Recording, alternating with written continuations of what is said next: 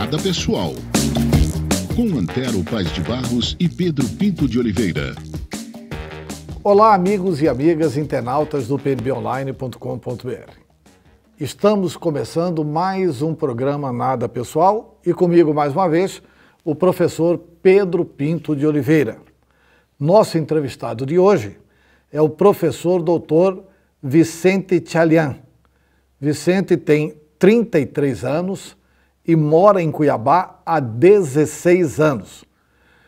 Vicente é formado na área de Ciências Políticas e tem estudos de gênero como foco de pesquisa há mais de 10 anos.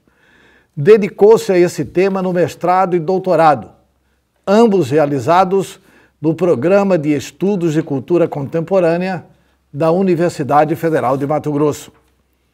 O Dr. Vicente é ativista do movimento LGBTIA, mas desde a adolescência. Como pai e pessoa transmasculina, tem sentido muitas hostilidades às populações minoritárias, que acontecem rotineiramente no Brasil. Como é que foi superar tudo isso? É um prazer e uma honra entrevistar o professor Dr. Vicente. Prazer tê-lo conosco, professor. Boa tarde, o prazer é todo meu. Agradecer imensamente, professor Antero, a oportunidade. Eu acho que o diálogo cada vez mais é essencial, então é muito bom a gente poder conversar.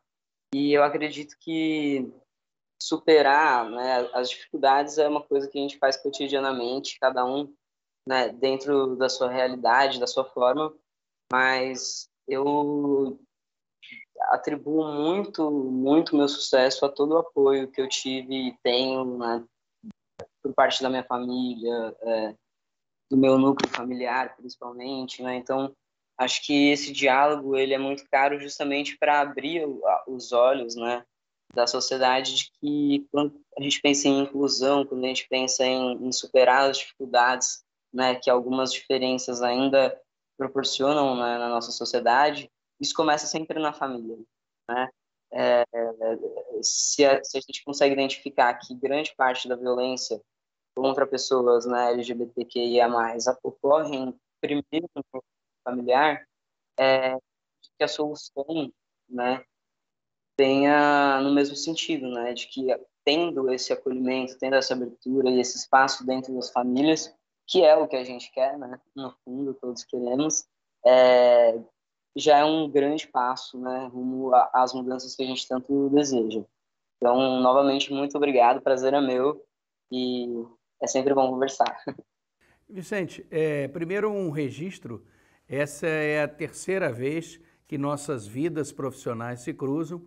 A primeira foi em 2016, no programa Agora Quando, que eu desenvolvia junto com os alunos de comunicação e realizamos lá uma entrevista histórica, a primeira entrevista transcentrada da TV brasileira.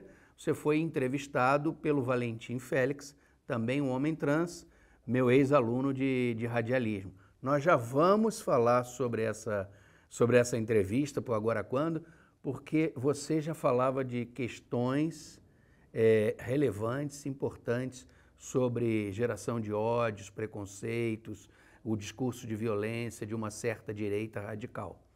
Mas eu quero, e depois, aí para registrar, em 2018, numa aula, numa disciplina do nosso programa em Estudos de Cultura Contemporânea, o ECO, junto com o professor Mário César Silva Leite, em que você e o Valentim se viram 2 anos depois e analisaram a própria entrevista, que foi um momento super interessante para a academia, para as discussões, né? Eu te agradeço mais uma vez por essa participação. E agora, nessa entrevista, ao lado do Antero Paz de Barros, aqui no Nada Pessoal.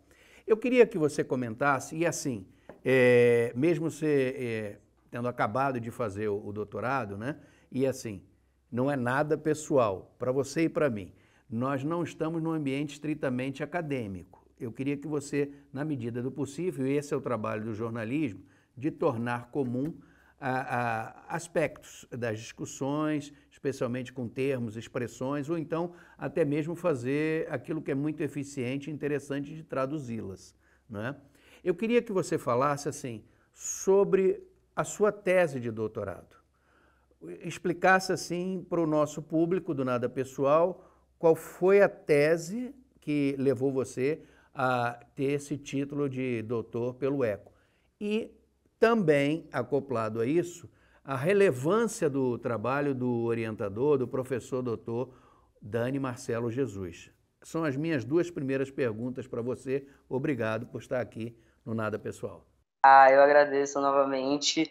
Bom, vou começar falando um pouco, né, do professor Dani. Ele representa realmente uma vanguarda também dentro de um programa que em si, né, que já tem por si uma proposta de ser bastante ousado, que é o ECO, mas o professor Dani, ele tem uma sensibilidade muito grande, realmente, né, e me tocou muito as propostas que ele fez e as intervenções que ele fez ao longo da tese. Então, é uma figura a quem eu sou eternamente grato pelo encontro.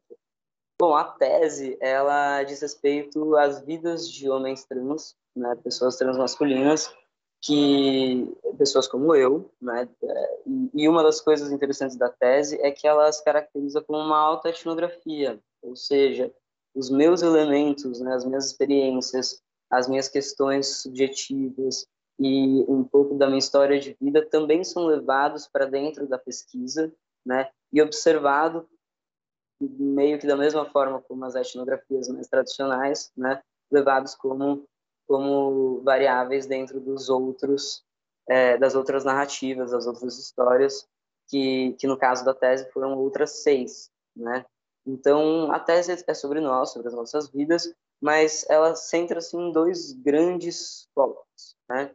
Uma é pensar um pouco para além daquela divisão, assim, né? Vamos pensar agora sobre pessoas trans e observar pessoas trans, mas deixar de fora esse olhar às pessoas que não são trans, né? Então, para trazer isso um pouco mais palpável, as pessoas que não são trans na nossa sociedade a gente conhece como pessoas cisgêneras, né?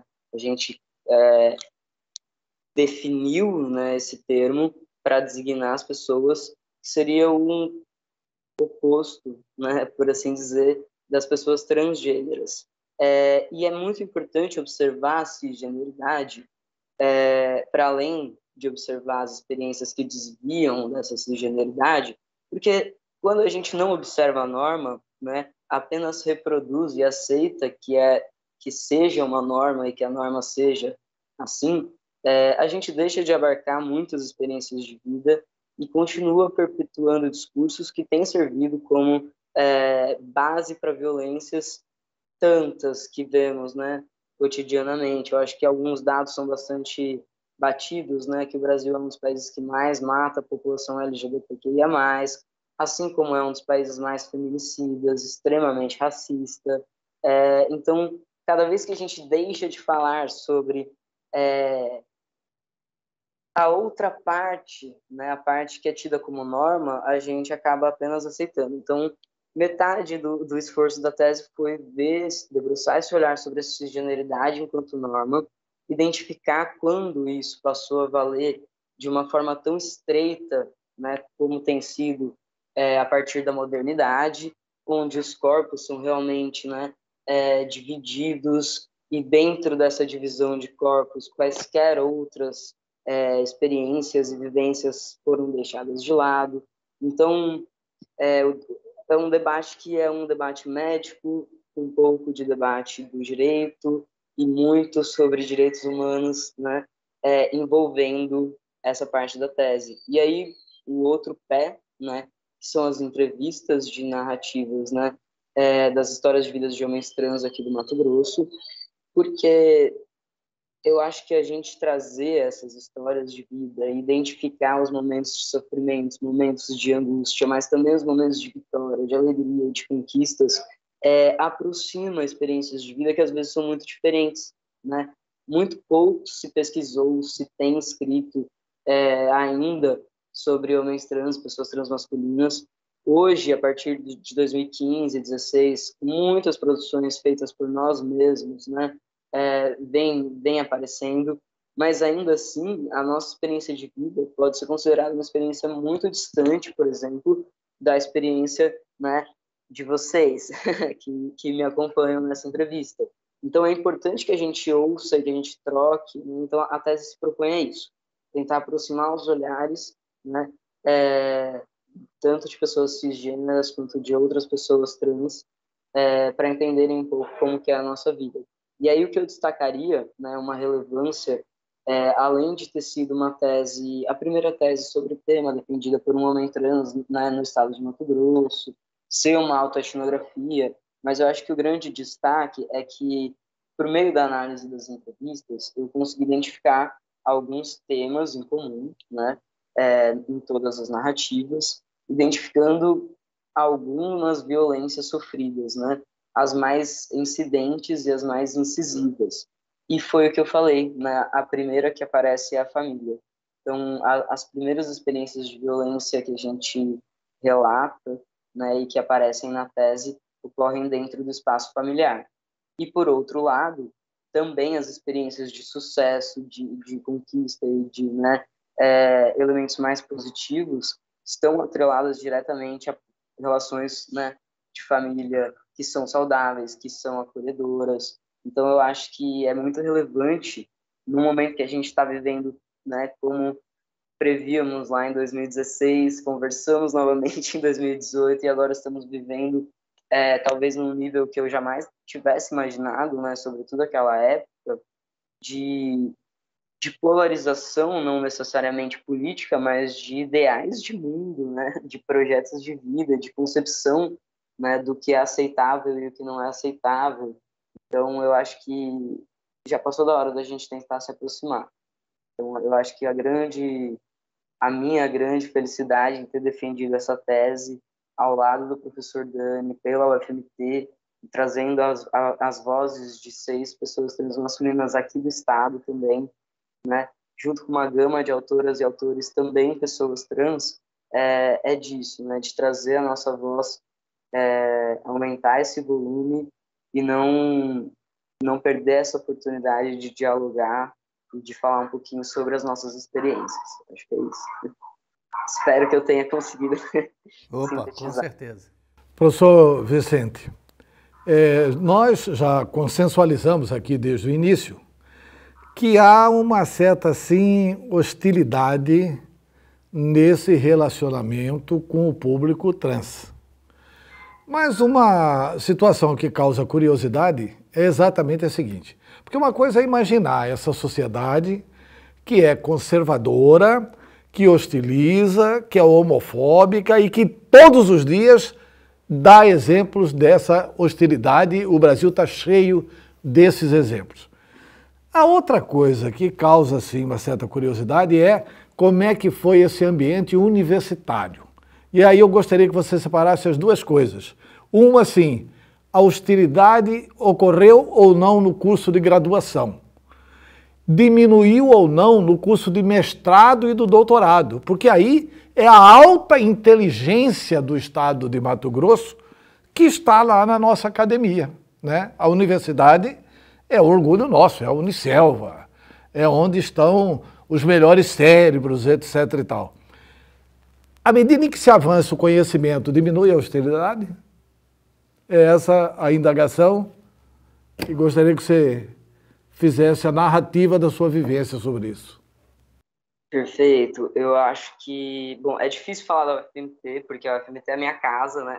Eu passei os últimos 8 anos, talvez mais, dentro da UFMT, e foi muito difícil. Eu acho que algumas coisas precisam ser consideradas antes, né, de falar como foi a minha participação e a minha experiência na UFMT. Qualquer que seja o cenário, né, que a gente tenha de universidade federal, a gente tem, de qualquer forma, espaços bastante restritos, né? Mesmo com os programas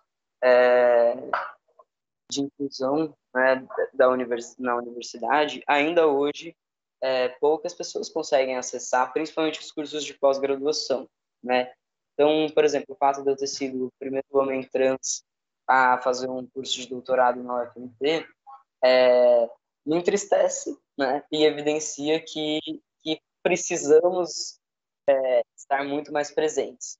Então, sim, foi bem difícil, né, estar dentro da academia. A academia acaba que reproduz, né, os nossos preconceitos que a gente vê aqui fora.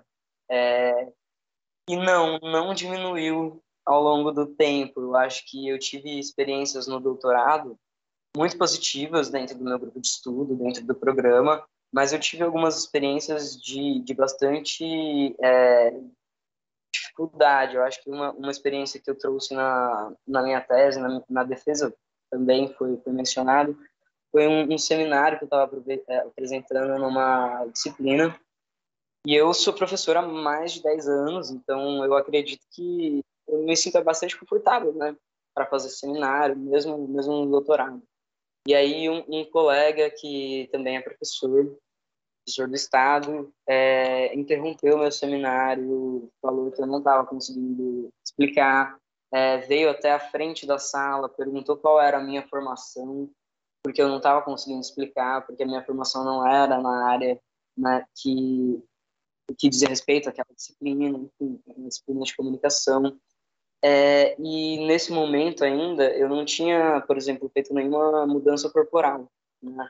E eu ainda não tinha conseguido retificar os meus documentos. Então, na chamada ainda constava o meu nome de registro, a minha voz não era a mesma que está falando com vocês hoje. Até na entrevista de 2016, né, professor, a voz é outra, é totalmente diferente.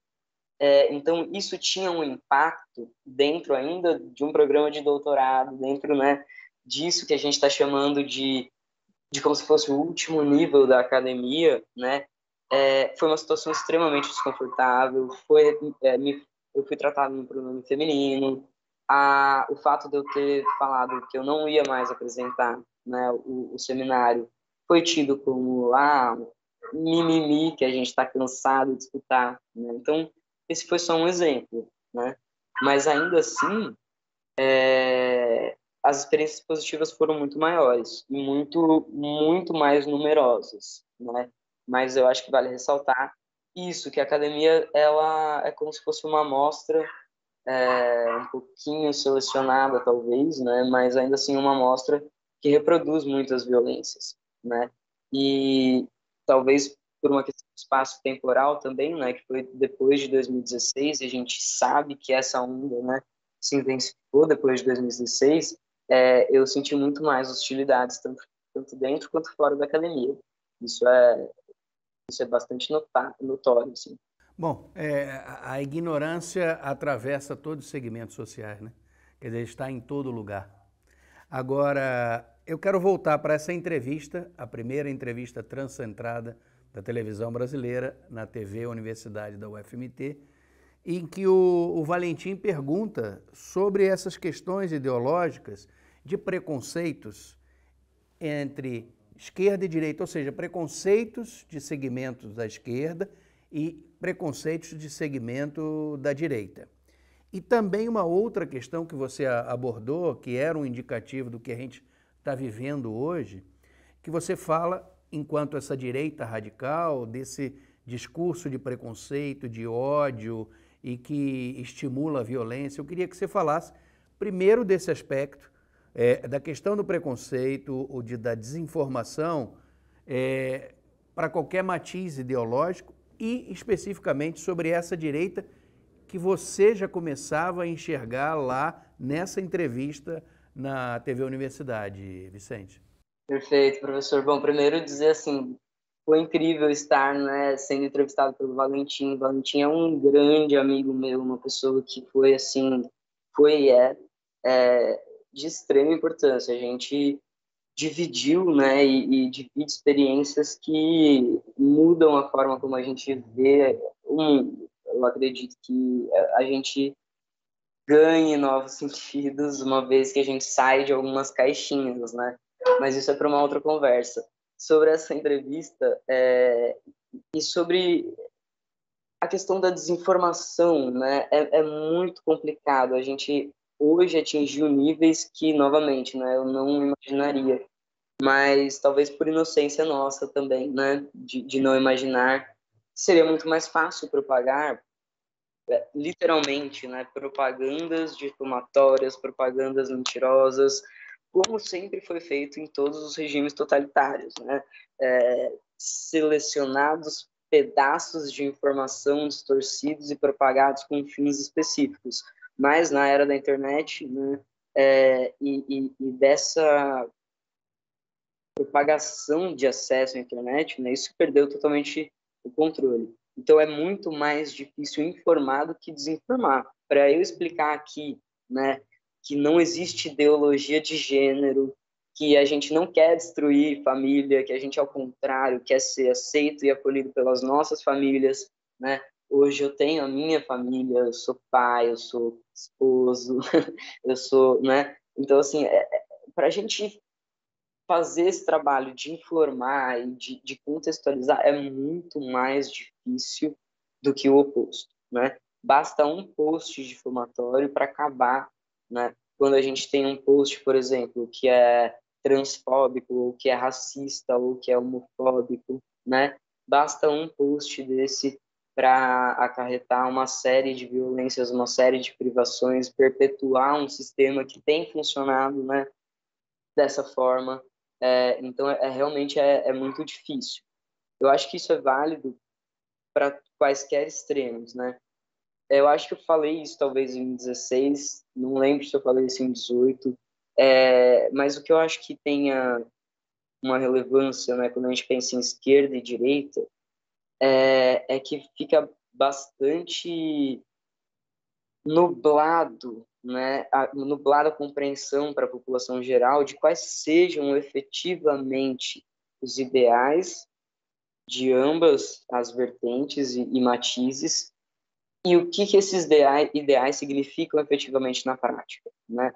Quando a gente fala em Estado, tamanho do Estado, alcance do Estado, para a grande maioria das pessoas isso não significa praticamente nada. Isso é muito abstrato. A gente não tem uma educação que fale sobre política, a gente não tem uma educação, né, que fale sobre economia, sobre coisas que a gente precisa, né, para conseguir ter ferramentas para compreender o mundo, tomar decisões bem embasadas, né?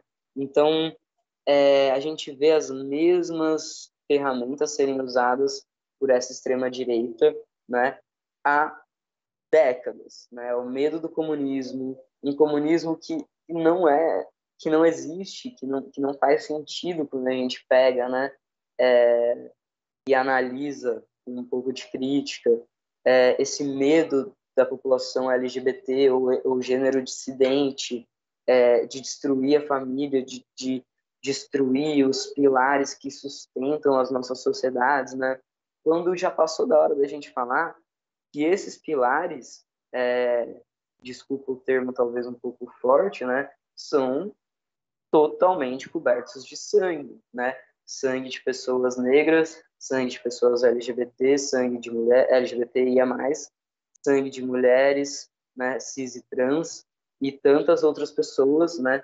Hoje, principalmente, eu acho que não tem como a gente não falar o que o tamanho, né, do problema significa, né? Significa 600 mil pessoas que poderiam estar aqui se a gente conseguisse ter feito as coisas de uma forma diferente, né?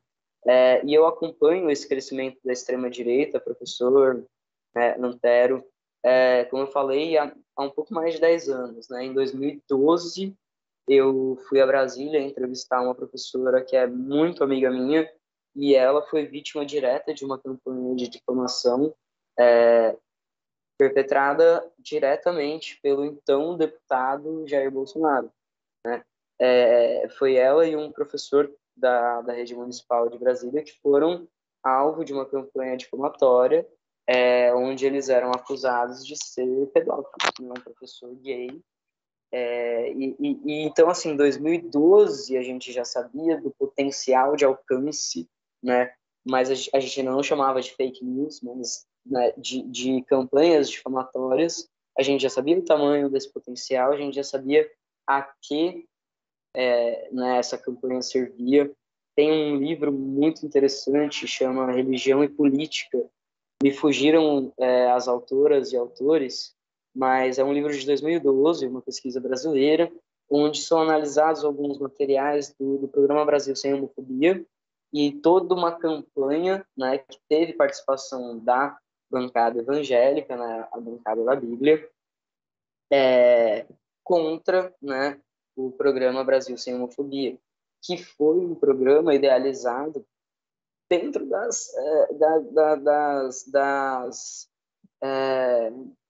dentro do movimento social, né? A gente lutou muito para conseguir que o governo federal se preocupasse, né, em colocar essa discussão de volta, né, à mesa. Então, desde então, essas ferramentas vêm sendo usadas, né? Medo do comunismo, medo das pessoas que são gênero dissidentes, sobretudo pessoas trans ou pessoas, né, que fogem muito dos padrões das cisgeneridades.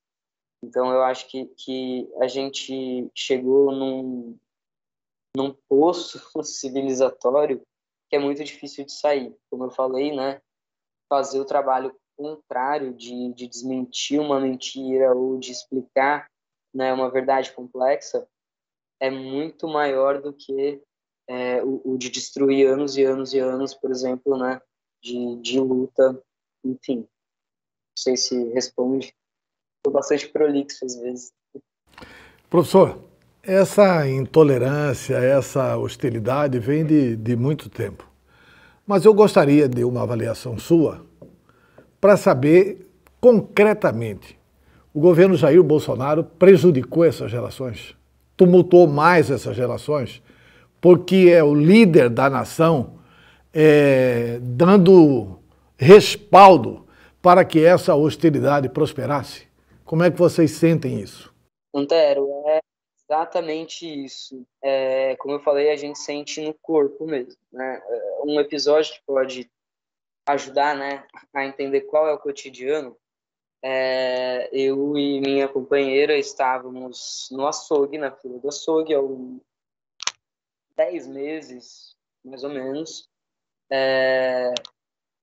e um senhor se sentiu à vontade suficiente para falar sobre uma tatuagem que eu tenho, né, no braço aqui, onde tem 3 palavras, né?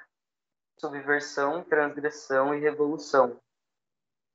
Que são 3 palavras que significam muito para mim, e, enfim.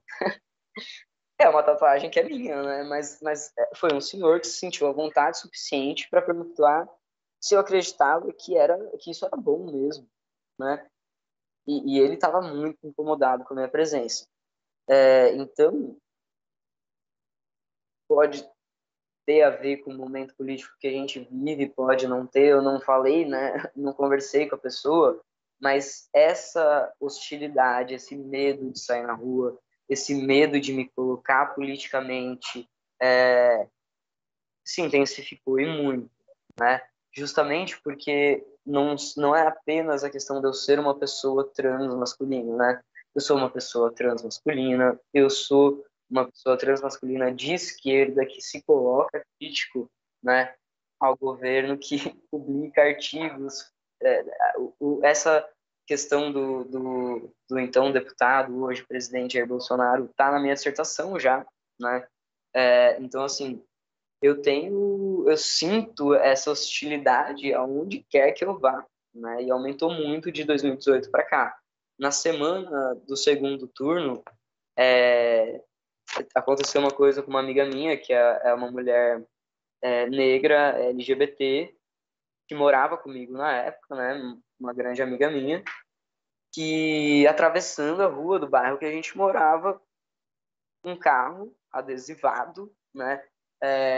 Mulheres com Bolsonaro, atropelou ela, né? Ela conseguiu, não machucou muito, chegou a bater nela, mas atropelou para não machucar, mas para assustar, mas o carro chegou a bater nela.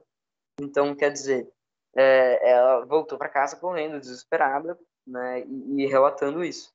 Então, desde a campanha, a gente sente um aumento dessa hostilidade. E é exatamente por isso, né, Antero, que você coloca de uma forma que sintetiza muito bem. É uma figura de muito alcance, dando o aval para as pessoas, principalmente pessoas, né, algumas pessoas mais fundamentalistas, dizerem coisas que há muito tempo já não tinham coragem de dizer em voz alta em público, né? Porque aqui a gente está numa sociedade que é racista, que é misógina, que é transfóbica, que é homofóbica.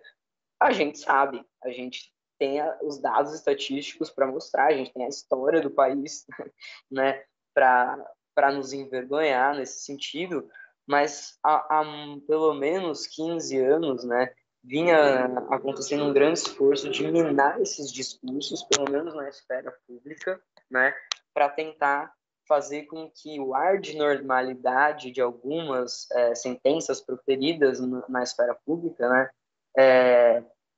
acabasse. Então, há 10 anos era inaceitável alguém subir num palanque e falar: precisam morrer 30 mil, vamos metralhar os nossos opositores, né? Era impensável.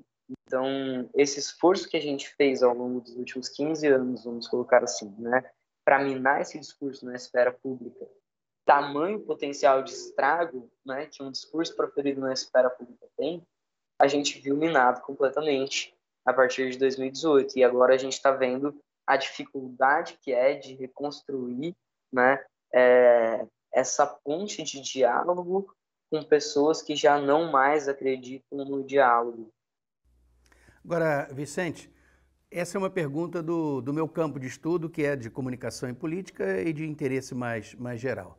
O movimento pelos direitos, né, desse ativismo, LGBT, era uma sigla ainda, LGBT, e simpatizantes. Hoje é LGBTQI+, ou LGBTTIA+.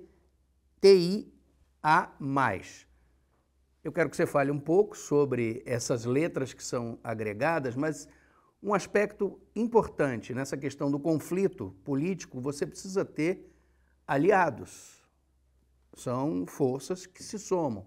E é interessante que aquilo que antes era simpatizante, alguém que olhava com os olhos assim tolerantes e de aceitação, hoje há uma discussão, não é, nos movimentos de colocar esse A como um outro A, mas de ativismo, de aliados, aliás. Como é que você enxerga, em relação a esses movimentos, esses aliados? Quer dizer, é importante, qual é o papel que representa? Perfeito. Bom, vou falar um pouquinho, né, sobre a sigla. Realmente, ela aumenta a cada dia, porque a gente ainda vive, né, numa estrutura social que precisa de classificações, né? Eu preciso, por exemplo, definir uma população para definir uma política pública, ainda os moldes que temos, né? Então é importante aumentar a sigla, mas ainda não dá para viver sem a sigla. Então a gente brincou, né, que ela já está virando quase um código de barras, mas isso é muito bom. Significa que muito mais possibilidades estão sendo consideradas, né, dentro do nosso campo, sendo abarcadas. Bom, a sigla, ela começa como GLS, depois LGBT, né? Depois LGBTT. São 3 T's, porque é de transgênero, travestis e transexuais, né? E aí o termo guarda-chuva trans é queer, ou então questionando-se, né? O que tem essa discussão. Mas o legal que você traz, né, do A, isso, apoiadores, né? Apoiadores, aliados, é um convite, né, às pessoas de posicionarem-se. A gente costuma falar que todo corpo é político, que não há neutralidade possível, né? Então, quando a gente coloca apoiadores, é nesse sentido de dar agência, né, e dividir a responsabilidade. Então, num caso de um cenário, por exemplo, onde seja feita uma proposta de lei que a gente considere como um retrocesso, né? Ou que seja revogada uma lei que tenha sido um avanço, uma conquista do movimento, ou que haja um setor da sociedade ativamente trabalhando para minar os nossos esforços, né? As nossas possibilidades de sobreviver. Então, os apoiadores, né, as apoiadoras, são convidados a participar ativamente do debate, né? Como você se posicionaria em caso de uma proposta de lei que fosse contra a população LGBT. Como você se posicionaria diante de um candidato ou uma candidata à presidência que abertamente profere discursos de ódio, né, a populações específicas? Então, é esse dividir a responsabilidade, né? Quem votou no Bolsonaro em 2018 está tendo essa oportunidade agora de pensar um pouco, né? Porque antes tinha muito discurso de ele fala muita coisa, mas as ações práticas vão ser moderadas, vão ser controladas, são controláveis, né? E agora a gente já viu, né, o poder de estrago que frases ditas por uma pessoa que ocupa a presidência da República tem. Então, o convite é disso, né? Das pessoas entenderem que um não posicionamento já é um posicionamento, né? E que sempre é tempo de repensar. E eu acho que tem uma forma da gente pensar se uma política, uma pessoa, né, é saudável para gerir, né, um coletivo. Então, a gente pensa na pessoa que seria considerada minoritária, que teria as menores chances de sobrevivência dentro de um cenário do país, né? E pensa como essa pessoa que se propõe a governar agiria diante, né, dessa pessoa que está em situação de precariedade. No caso do governante que a gente tem hoje, a gente sabe que é de total desprezo e de total irresponsabilidade, né, de total desprezo mesmo. Então, a gente tem agora essa obrigação de olhar, né, para a gente mesmo e de pensar, bom, se esse candidato ou essa candidata vê com desprezo, né, uma pessoa que está em situação de vulnerabilidade extrema, né, é uma pessoa que eu quero governando o meu país, né, eu acho que a gente tem que voltar a essa aproximação, tentar voltar às questões de sentir um pouco mais de empatia, né, o que é muito difícil quando a gente vive num mundo capitalista e de um capitalismo que está em crise, né? Então a gente sabe que é difícil para as pessoas sentirem empatia quando é difícil para elas garantirem a janta, né? Matando um cachorro a grito por dia, misturando algumas expressões. Então a gente está num cenário muito propício para o ódio ser propagado como tem sido feito, né? Eu acho que a entrevista de 2016 teve uma lente muito boa. Tinha acabado de acontecer o golpe de 2016, né? E o discurso proferido pelos parlamentares foi extremamente racista, extremamente misógino, extremamente homofóbico, e todas aquelas pessoas estavam se sentindo já muito confortáveis em falar tudo isso, né?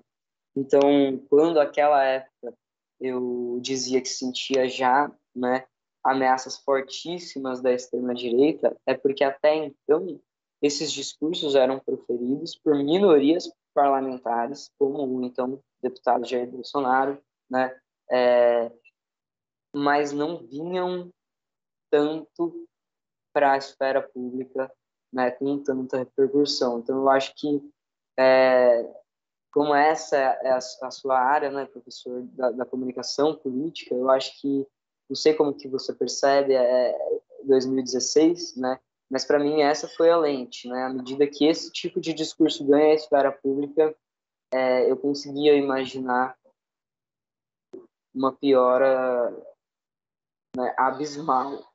Não sabia que seria essa proporção, né, mas né, sabia que as coisas tenderiam a piorar. Professor Dr. Vicente Tchalian, parabéns pela sua enorme conquista, parabéns pelo doutorado. Muito obrigado pela entrevista e eu vou deixar com o professor Pedro Pinto a última pergunta do programa. Vicente, é assim, nada pessoal. O que você achou de participar do Nada Pessoal? Professor, foi uma honra, um prazer, Antero, muito bom estar aqui com vocês. Peço desculpa, eu falo muito, eu espero ter conseguido, né, deixar mais palpável a discussão mas sempre me coloco, né, aberto, justamente por acreditar que é esse o caminho, né, da gente se aproximar, da gente dialogar, da gente discutir, sempre pautados no respeito, né, na aceitação da diversidade. Mas foi um prazer enorme esse terceiro encontro, espero que tenham outros futuros. É muito legal, adorei o quadro, nada pessoal. Muito obrigado. Muito bom, obrigado. Muito obrigado ao professor Dr. Vicente Tchalian, com a sua mensagem de mais amor e menos ódio. Na próxima semana voltamos com mais um programa Nada Pessoal.